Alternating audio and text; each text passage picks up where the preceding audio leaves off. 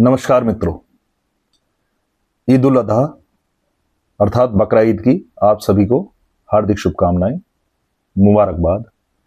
तो देखिए, सबसे पहले तो मैं आप सभी को ईद उल अजहा और ईद उल फितर के बारे में बताना चाहता हूं, क्योंकि मेरे जो कई मित्र हैं, स्पेशली हिंदू मित्र, वो मेरी ही तरह से अब तक ये काफी कम जानते थे कि ईद और ईद उल फितर और ईद उल अजहा इनमें क्या अंतर है।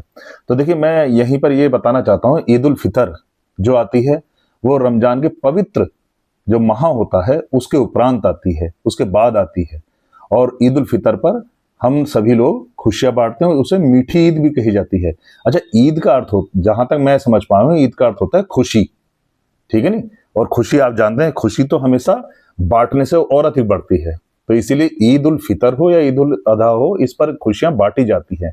किंतु मैं फिर यही एक बात क्लियर करना चाहता हूं कि ईद उल फितर का मतलब होता है मीठी ईद, और ईद उल अजहा, जिसे भारतवर्ष में बकरा ईद भी कहा जाता है, इसको कहीं ना कहीं त्याग, बलिदान या अल्लाह के प्रति समर्पण के रूप में ईद उल अजहा को मनाया जाता है।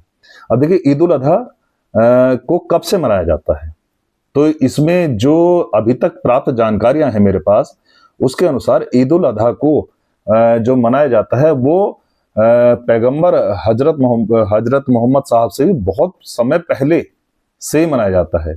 यानी मैं आपसे बताना चाहता हूं कि जैसे पैगंबर हजरत मोहम्मद साहब को तो लगभग 500 से 600 ईसा बाद, यानी एडी जिसे कह देते हैं, जब से उनका जन्म या उनके दिए गए जो उपदेश हैं वो जब से मान्य किए जाते हैं। किंतु ये जो परंपरा है, ईद उल अजहा की परंपरा, ये उनसे भी बहुत वर्षों पहले है। यानी एक मोटे मोटे अनुमान के मुताबिक लगभग 2050 ईसा पूर्व बीसी, यानी कि एक प्रकार से अब से लगभग 4050 या लगभग 4100 वर्ष पूर्व से ये परंपरा मनाई जाती है। इस परंपरा के प्रवर्तक कौन थे? तो इस परंपरा की जो शुरुआत मानी जाती है वो मानी जाती है पैगंबर हजरत इब्राहिम अलसलाह से, अलसलाम जो कहे जाते हैं, तो उनसे मानी जाती है। इब्राहिम अलैहिस्सलाम, तो उनसे मानी जाती है। तो अब यहीं पर मैं एक बात और आपसे बता देना चाहता हूं कि हजरत इब्राहिम जो है, ये बहुत बहुत बहुत बड़ा नाम है, क्योंकि ये इतना बड़ा नाम है कि आप इससे समझ सकते हैं, इसको चाहे तो यहूदी धर्म हो, चाहे इस्लाम धर्म हो, चाहे आप मानिए कि बहाई धर्म हो, यहां तक कि क्रिश्चियन धर्म हो, वहां सभी जगह इन हजरत इब्राहिम मोहम्मद को माना जाता है। भौगोलिक स्थिति के अनुसार यदि हम देखें तो उस समय ये जो आपका सऊदी है, यानी मोटे तौर पे अगर मैं कहूं तो अरब पेनिनसुला जो है, वो इनकी जो कर्म भूमि थी वो वह थी, ठीक है ना, जिसमें आप अरब के जितने देश हैं वो शामिल कर सकते हैं। इनकी जो कर्म भूमि थी हजरत इब्राहिम की, तो उनके कर्म भूमि में अरब के समस्त देश, और यहां तक कि जो वर्तमान में इजराइल है, जॉर्डन, लेबनान, यहां तक कि थोड़ा बहुत इजिप्ट भी मान सकते हैं, ये सभी इन हजरत इब्राहिम की कर्म भूमि अब तक जो मैंने जानकारी प्राप्त की है उनके अनुसार थी। अच्छा, अब चलिए हम आते हैं कि ये जो हजरत इब्राहिम से ये ईद उल अजहा की परंपरा शुरू मानी जाती है, तो ये कैसे शुरुआत हुई। तो इसमें जो अभी तक मुझे जानकारी प्राप्त हुई है उसमें यह है कि एक बार हजरत इब्राहिम सो रहे थे, सोते हुए उन्हें एक स्वप्न आया, ड्रीम। तो स्वप्न आया और स्वप्न में उनसे ये ऊपर वाले ने, अल्लाह ने ये उनसे कहा कि भाई, कि मुझे अपनी किसी प्यारी चीज को दे दो। अच्छा, एक बात और मैं बता देना चाहता हूं कि हजरत इब्राहिम का समाज में बहुत प्रभाव था, और उनके बारे में भी ये कहा जाता था कि उनको अल्लाह के जो सपने आते हैं वो सच होते हैं। तो अब अगर जैसे उनको ये सपना आया कि भाई तुम मुझे अपनी प्यारी चीज दे दो, तो अब आप समझ सकते हैं कि यानी इसकी कोई मीनिंग थी। वो सुबह को उठे, परेशान हुए, चलिए जैसे तैसे वो दिन उन्होंने पूरा किया। दूसरी रात आई, फिर उन्हें ऐसी स्वप्न आया, वो फिर परेशान हुए। फिर तीसरी रात आई, फिर स्वप्न आया, यानी लगातार 3 रात उन्हें स्वप्न आया।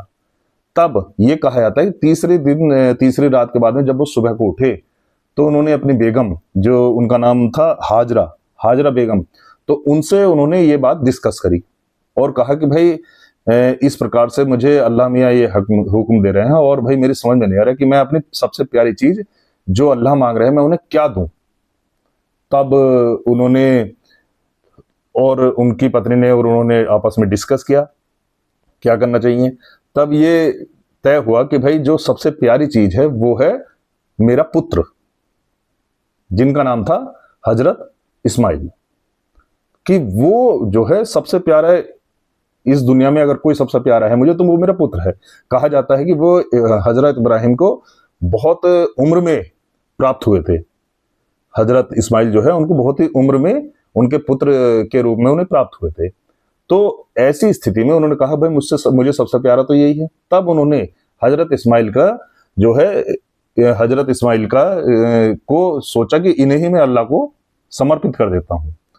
तब उन्होंने कहा अपनी बेगम से कि बेगम इन्हें तैयार कर दीजिए। तब कहा जाता है कि भाई हाजरा बेगम ने उन्हें तैयार किया, खुशबू लगाकर तैयार किया।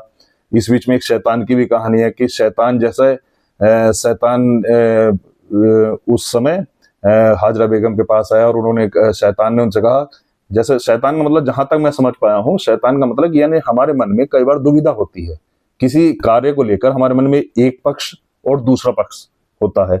तब हम अगर सही पथ का चुनाव करते हैं तो वही धर्म कहलाता है, जहां तक मैं समझता हूं। तो ऐसी दुविधा में हाजरा बेगम के पास शैतान आया और उन्होंने कहा कि अरे तुम क्या जानते हो, ये तुम्हारा इतनी उम्र में पुत्र हुआ है और तुम इसको ऐसे दे रही हो, तुम्हें पता भी है कि तुम्हारे पति का क्या करेंगे कि ऐसे ऐसे वहां पर ले जाकर ये तो इनका बलिदान कर देंगे। तब हाजरा बेगम ने कहा जाता है कि अपना मन स्थिर करते हुए और शैतान से कहा कि तुम यहां से जाओ और जो मेरे पति मुझसे कह रहे हैं, हस्बैंड शोहर मुझसे कह रहे हैं, वही मेरे लिए अंतिम है, और जबकि वो अल्लाह की राह में चल रहे हैं, अल्लाह के बताए अनुसार चल रहे हैं, तो मैं तो उन्हीं के साथ हूं। तो शैतान समझ गया कि भाई यानी यहां पर मिदाल नहीं करने वाली। तब कहा जाता है वो हजरत इस्माइल यानी पुत्र के पास गए, शैतान गया और शैतान ने उनको भी बताया इस तरह से। तब उसने कहा कि ये अगर ऐसा कुछ है कि मुझे अल्लाह की राह में कुर्बान किया जा रहा है, अल्लाह के लिए कुर्बान किया जा रहा है, अल्लाह के पास भेजा जा रहा है, तो मैं तैयार हूं। और दूसरी बात कि यदि मेरे पिता मेरे अब्बा कुछ करते हैं तो वो इतनी बड़ी अहमियत रखता है, पूरे समाज उनको मानता है, और यहां तक कि मैं मानता हूं वो जो कार्य करते हैं वो वही करते हैं जो अल्लाह को प्यारा होता है। तो मैं सदैव जो वो कहेंगे वही करूंगा। अगर वो मुझे से कहेंगे कि तुम स्वयं बलिदान हो जाओ तो भी मैं हो जाऊंगा। तो यानी शैतान समझ गया, वहां से चला गया। तब वो कहा जाता है कि वो हजरत जो इब्राहिम है उनके पास गया कि अरे तुम क्या कर रहे हो, इतनी उम्र में तुम्हारे पुत्र पैदा हुआ है और सब कुछ है कि तुम अपने पुत्र को इस तरह से।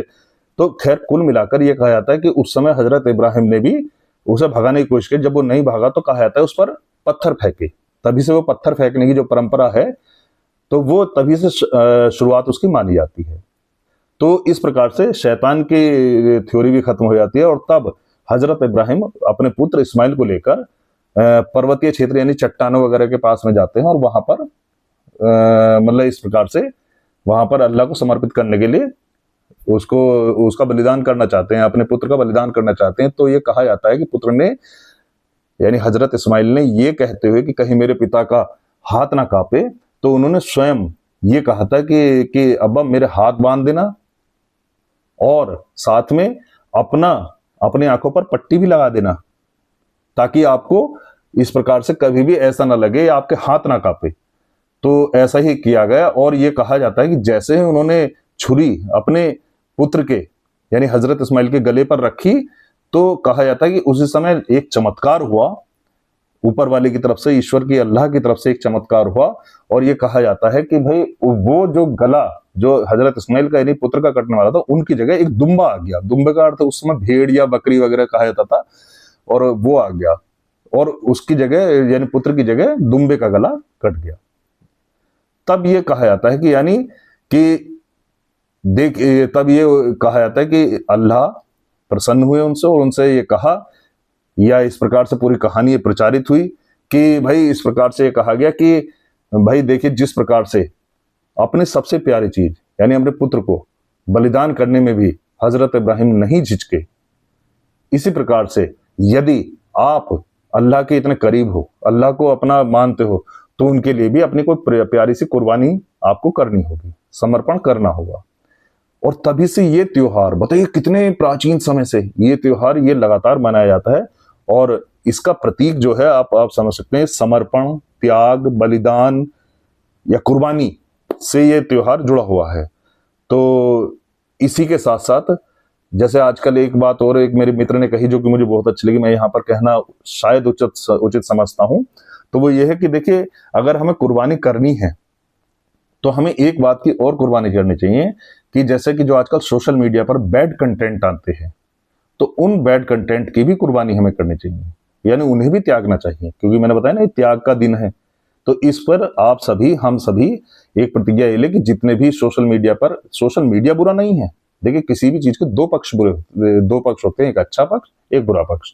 तो जो इसका बैड कंटेंट है उसको प्लीज आप सभी से मैं अपील करता हूं कि इस पवित्र त्योहार के, समर्पण, बलिदान, त्याग के जो त्योहार है ईद उल अजहा, इस पर आप और हम सभी इसके सोशल मीडिया के जो बैड इफेक्ट्स हैं उनको हटाएं, अपने मन से हटाएं, अपने साथ में अपने परिवार वालों से कहें, स्पेशली बच्चों से, तो उनसे कहें कि इसके बैड कंटेंट को छोड़ें, जबकि अच्छा कंटेंट इसको सदैव आप और हम सब अपनाएं। और इसी सारी भावनाओं के साथ आप सभी को ईद उल अजहा की हार्दिक शुभकामनाएं। धन्यवाद।